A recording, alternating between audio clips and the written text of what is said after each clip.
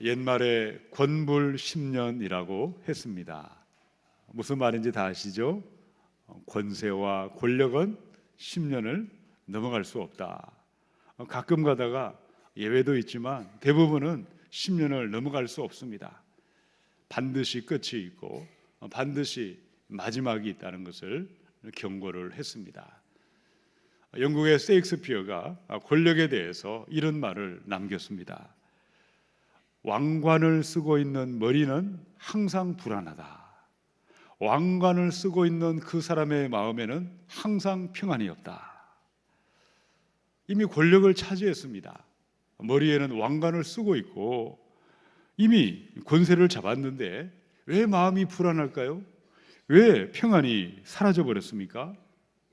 호시탐탐 왕권을 빼앗기 위해서 왕관을 노리고 있는 많은 사람들이 줄지어 서서 앞다투어 달려들고 있기 때문입니다. 지난주에 지방선거를 치렀습니다. 왜 투표를 했죠? 왜 지도자를 선출했고 왜 선거를 했습니까? 이 모든 핵심은 다스림에 있습니다.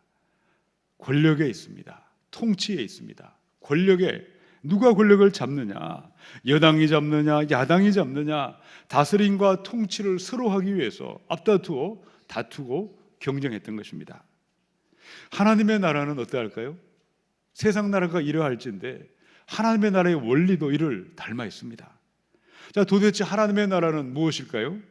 하나님의 나라는 한마디로 예수 그리스도가 왕이 되는 나라입니다. 하나님이신 예수님이 다스리시는 나라, 하나님의 통치를 받는 그 나라가 하나님의 나라입니다.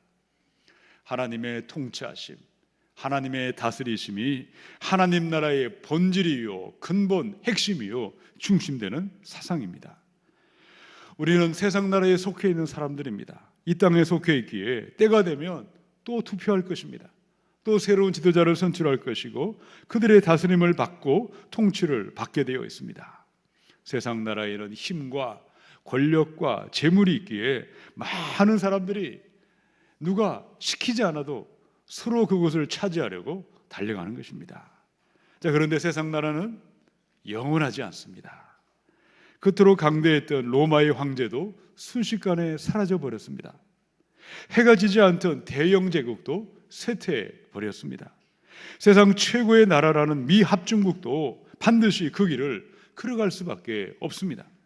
자, 그런데 하나님의 나라는 정반대라는 것이죠. 사람들의 눈에는 희미하게 보이고 없는 것처럼 보이고 너무나 볼품없이 보이는 실체가 없는 것이 하나님의 나라처럼 보이지만 하나님의 나라는 영원한 나라입니다. 하나님의 나라는 은밀하게 아무도 모르는 사이에 점점 자라나고 성장하고 영광의 그날이 예비되어 있는 줄로 믿습니다. 점점 성장하는 나라, 점점 확정되어 가는 나라, 하나님 나라의 축복은 무엇보다도 마지막에 있습니다. 처음보다는 끝이 좋습니다. 시작보다는 마지막이 화려합니다.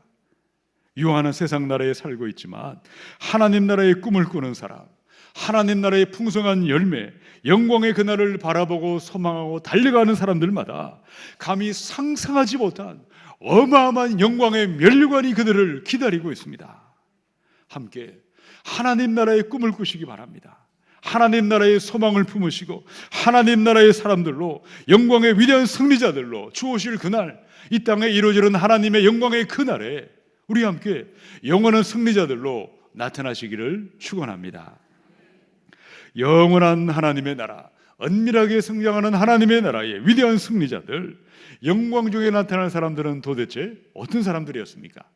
우리 첫 번째 26절을 읽어보십시다. 시작. 또 이르시되 하나님의 나라는 사람이 씨를 땅에 뿌림과 같으니. 이 말씀은 2000년 전에 유대인들에게 했던 말씀인 것을 기억하시기 바랍니다. 물론 오늘 우리에게도 하신 말씀이지만 이 말씀을 처음 들었던 사람들은 유대인들이었습니다.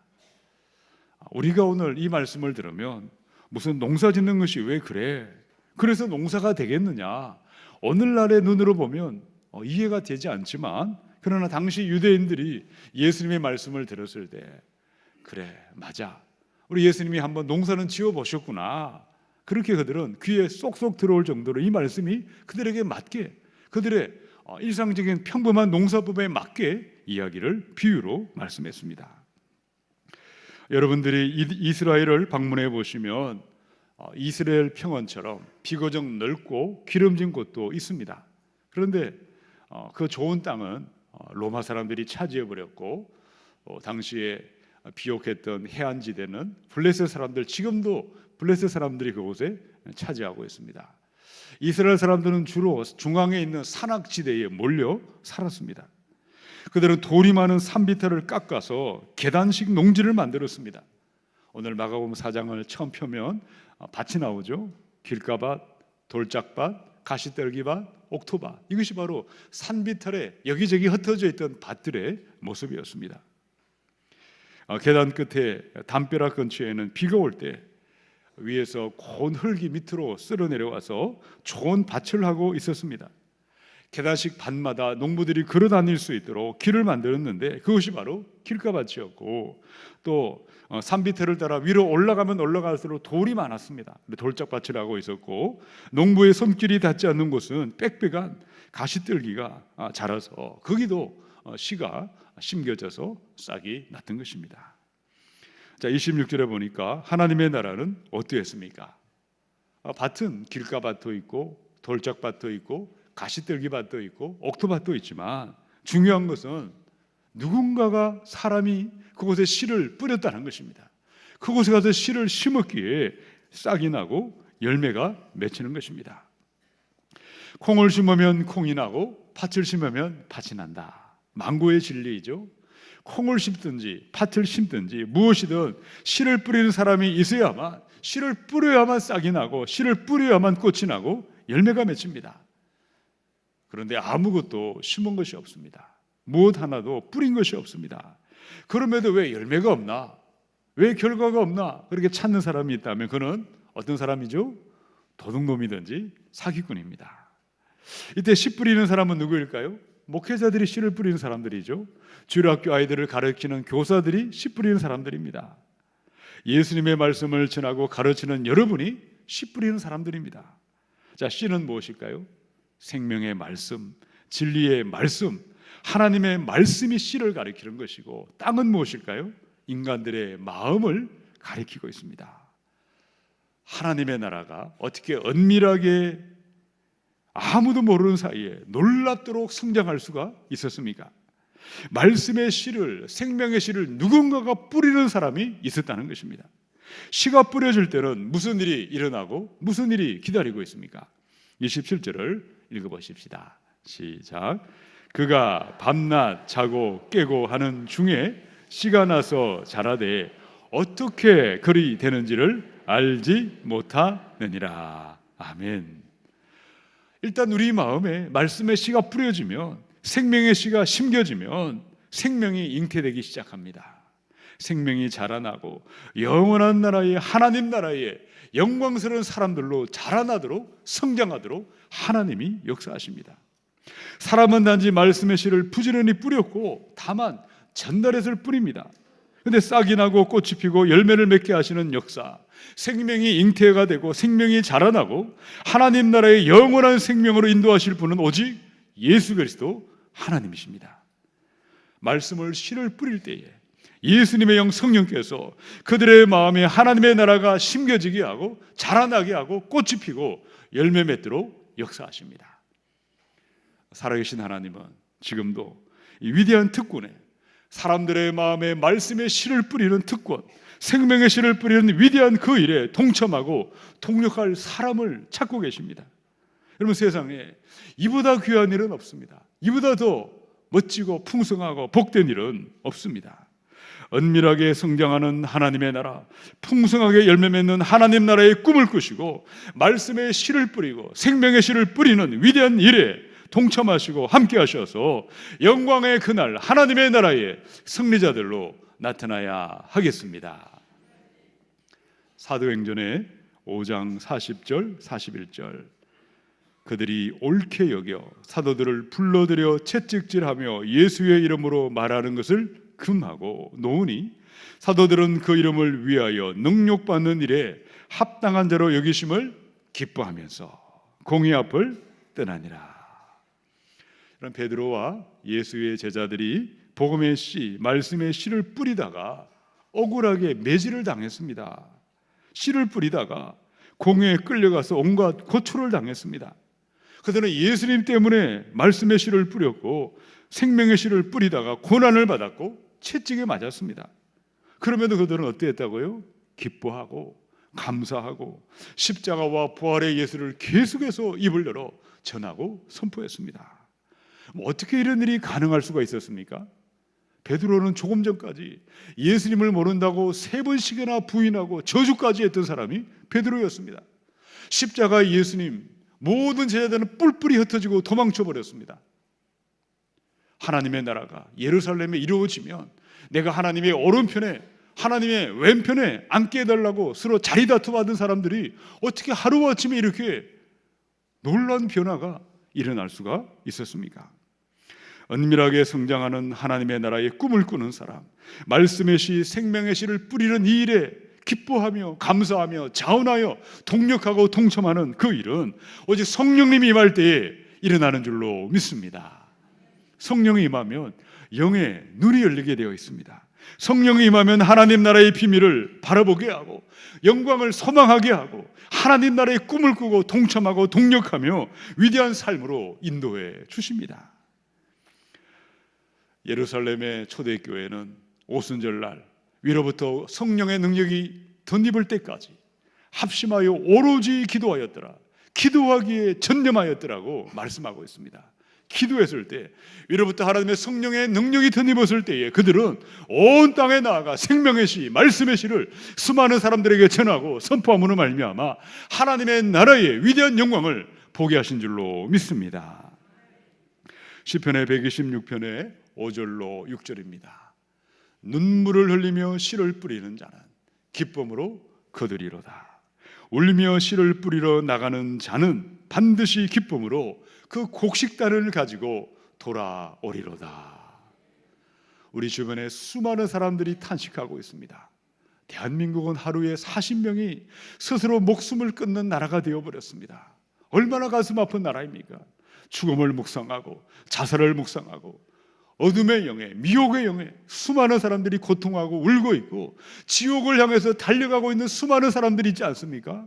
그들 가운데는 예수님을 모르고 있는 내 아들, 딸이 있을 수 있고 내 부모, 형제가 있고 나의 친구들이 그곳에 있을 수가 있습니다. 그들을 바라보고 눈물 흘리며 씨를 뿌리고 나가는 사람들은 어떤 사람들이겠습니까? 기도하며 하나님께 엎드릴 때에, 이로부터 성령의 능력이 덧입을 때에 성령의 능력을 따라 담대하게 나가 말씀의 씨를 뿌릴 때에 울며 씨를 뿌리는 그들에게 반드시 기쁨으로 생명의 곡식단을 거두게 하실 줄로 믿습니다. 하나님 나라의 꿈을 꾸시기 바랍니다. 하나님 나라의 소망을 바라보십시다. 성령을 충만히 받으실 수 있도록 날마다 합심하여 엎드려 기도함으로 말미암아 성령의 충만한 사람이 되셔서 말씀의 씨를 온 땅에 뿌리시는 하나님 나라의 사명자들로 일어나시기를 축원합니다. 우리 두 번째 28절을 읽어보십시다. 시작. 땅이 스스로 열매를 맺되 처음에는 싹이요 다음에는 이삭이요 그 다음에는 이삭의 충실한 곡식이라. 아멘. 자, 씨 뿌리는 일은 누가 했을까요? 천사들이 하지 않았습니다. 사람들이 하는 것이 너무나 못 믿어서 하나님이 천사들을 보내실 수 있으셨지만 천사를 보내지 않았습니다. 양이나 염소나 짐승을 보낸 것도 아니고 기계가 대신하는 것도 아니었습니다. 오직 성령의 사람들, 하나님 나라의 꿈을 꾸는 사람들, 한 영혼을 바라보고 애타해하고 울고 기도하며 말씀을 전하는 그리스도인들이 해야 하는 것입니다. 자, 우리는 단지 생명의 씨를, 말씀의 씨를 뿌리는 사람들이고 전하는 사람들입니다. 자, 그런데 씨가 뿌려졌을 때 예수님 당시 유대인들은 2번에 걸쳐서 쟁기질을 했다고 합니다. 자, 씨를 뿌리기 전에 거친 땅을 뒤집고 기경을 했습니다. 땅을 기경하고 갈아엎은 다음에 땅에 씨를 뿌렸습니다. 자, 씨를 뿌린 그 다음에 흙이 씨를 덮을 수 있도록 한 번 더 쟁기질을 했다고 합니다. 예수님 당시에 이스라엘의 농부들이 씨 뿌리는 일을 다 마친 다음에 그들은 이 모든 것을 자연의 섭리에 맡겨버렸습니다. 위로부터 이른 비와 늦은 비가 내릴 때 어느 순간 거기서 싹이 나고 또 시간이 지나면 이삭이 나오고 열매가 맺히도록 했던 것입니다. 그것이 바로 28절에 땅이 어떻게 열매를 맺었죠? 스스로 열매를 맺대. 땅은 우리 인간들의 마음이라고 말씀을 드렸습니다. 땅에서 싹이 나고 이삭이 나고 열매가 맺히는 것은 땅에 심겨진 씨에 그 씨앗 속에 생명이 숨어 있었기 때문이었습니다. 땅이 결코 스스로 저절로 열매를 맺을 수는 없었습니다. 여러분, 씨가 뿌려지지 아니하면 땅은 그대로 땅입니다. 땅을 파보면 그 속에 무엇이 들어가 있죠? 여러분이 삽을 들고 땅을 이렇게 파보면 땅에서는 이물질이 나오기도 하고 벌레가 나오기도 하고 꿈틀꿈틀거리는 지렁이가 나올 수도 있습니다. 범죄한 인간들의 모든 마음이 이 모습을 닮아 있습니다. 로마서 3장 23절에 모든 사람이 죄를 범하였음에 하나님의 영광에 이르지 못하더니, 인간의 마음은 너무도 부패해 있습니다. 전적으로 타락해 버렸습니다.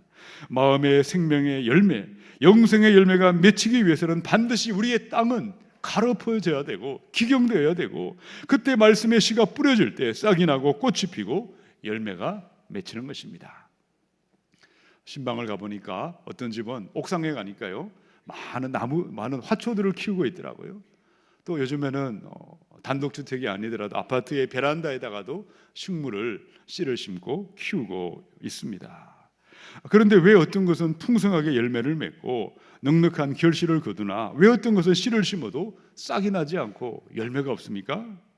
여러분, 씨를 심는 사람, 물을 주는 사람에게 문제가 있는 것일까요? 무슨 농학 박사가 와서 씨를 심어야만 씨가 나는 것이고 평범한 주부들이 심으면 씨가 나지 않습니까? 아니면 아이나 노인들이 와서 씨를 심으면 씨가 나지 않고 대단한 전문가가 와야만 씨에서 싹이 나는 것이 아니라는 것입니다.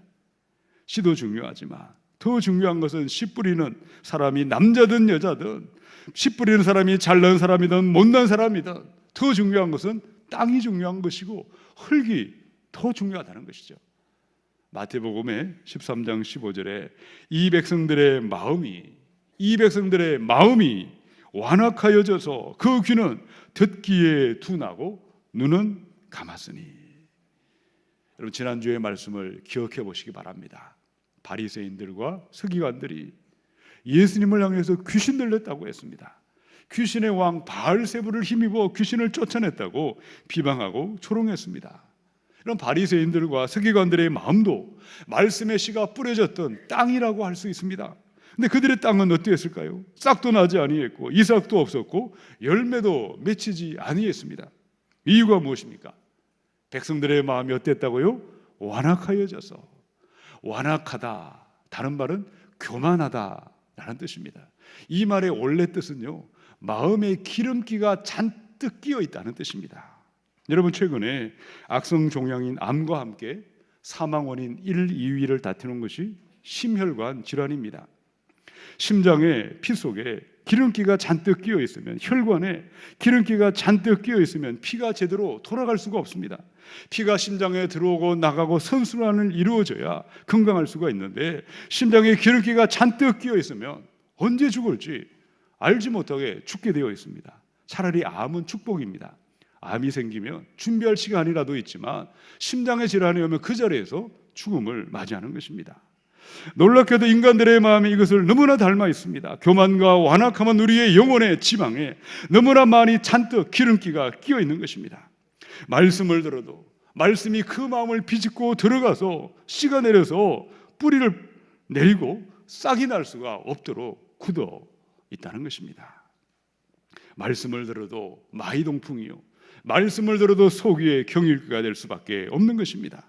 땅이 기경되지 아니하면, 갈아엎어지지 아니하면 싹이 날 수도 없고 꽃이 필 수도 없고 열매를 맺을 수도 없는 것입니다. 우리 마음에 있는 교만함과 완악함을 기경해야 되겠습니다. 내 영혼에 덕지덕지 붙어있는 교만함과 완악함을 갈아엎지 아니하면 하나님 나라의 꿈을 꾸는 것이 아니라 하나님 나라의 회방꾼이 되고 걸림돌이 되고 멸망과 심판으로 치러갈 수밖에 없는 것입니다. 땅은 스스로 열매를 맺되 교만과 완악함으로 기름기가 잔뜩 끼어있는 나의 마음에 스텐트를 박으셔야 합니다. 요즘은요, 심장에 혈관이 잘 들어갈 수 있도록 한 대에 1,000만 원을 주면 바로 스텐트를 시술해 준다고 합니다. 그런데 여러분, 우리 마음의 교만과 완악함에도 스텐트를 박으셔야 됩니다. 예수님의 말씀이 들려올 수 있도록 온유하고 겸손한 마음에 스텐트를 박으셔서 교만과 완악함을 기경할 때에 하나님 나라가 그제야 보이는 것이고 하나님 나라의 사명자들로 나타나게 될 줄로 믿습니다. 우리 마음을 기경하시고 우리 마음을 날마다 새롭게 하셔서 하나님 나라의 위대한 승리자들로 나타나시기를 축원합니다. 우리 세 번째 28절을 읽어보십시다. 시작. 땅이 스스로 열매를 맺되 처음에는 싹이요 다음에는 이삭이요 그 다음에는 이삭의 충실한 곡식이라. 아멘. 말씀의 씨가, 생명의 씨가 누구든지 뿌려지기만 하면 씨앗 속에는 생명이 있기 때문에 때가 되면 반드시 열매를 맺습니다. 하나님의 말씀은 살아있습니다. 좌우의 날이 있는 어떤 칼보다 예리해서 인간의 내면을 뚫고 들어가는 것이고 은밀하게 자기도 모르는 사이에 왕성하게 하나님의 사람으로 자라나게 하고 성장하게 하십니다.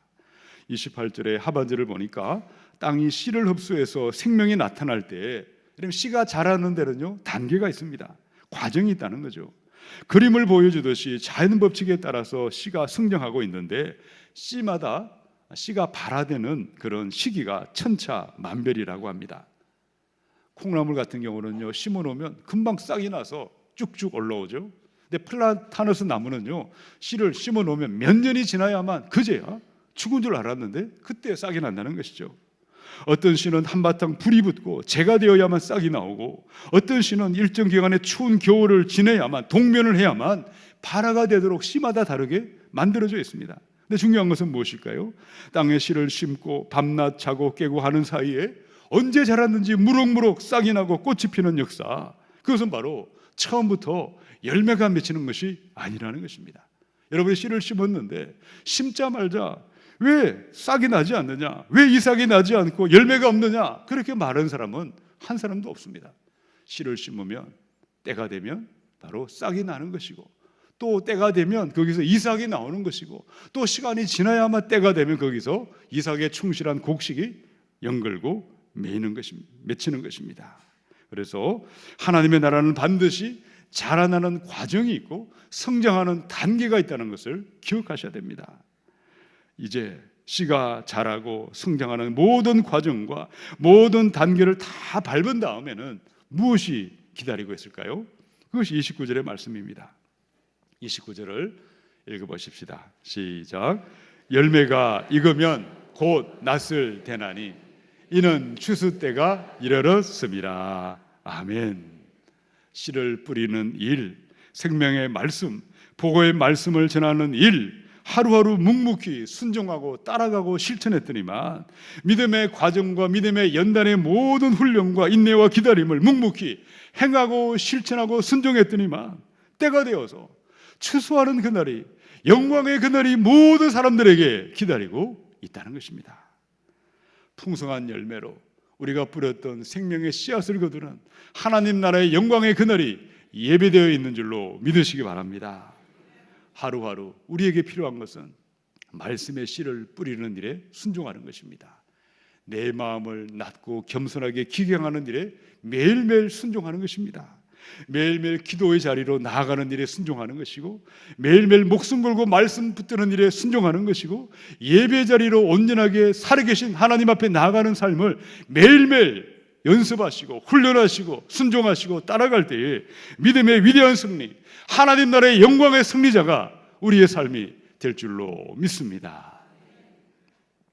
미국의 심리학자 가운데 엔젤라 더크워스라는 사람이 있습니다. 엔젤라 더크워스가 재미있는 실험을 했습니다.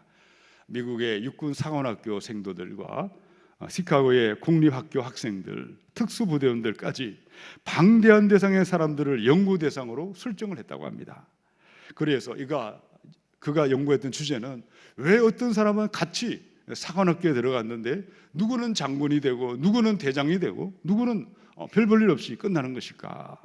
한 개인을 성공으로 이끄는 최고의 품성이 무엇인지를 조사해서 발표를 했습니다.